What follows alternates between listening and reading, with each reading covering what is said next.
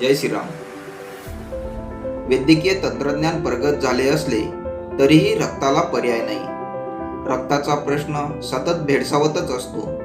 रुग्णांना रक्ताची गरज असली की कुटुंबीय सैरभैर होतात. थॅलेसेमिया असलेले मुले रक्ताचा तुटवडा पडला की जीवन मरणाच्या रेषेवर झुंजत राहतात. रक्तदान करण्यासाठी गरज पडल्यास अनेक जण धावूनही येतात, तरीही रक्ताचा तुटवडाच पडतो.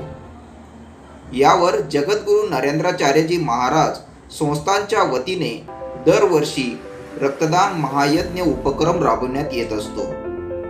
यंदाही दिनांक 6 जानेवारी ते 19 जानेवारीच्या दरम्यान रक्तदान महायज्ञ उपक्रम निमित्त 18 जानेवारी वार शनिवार रोजी ग्रामीण रुग्णालय सोयगाव येथे रक्तदान शिबिर आयोजित करण्यात आले आहे.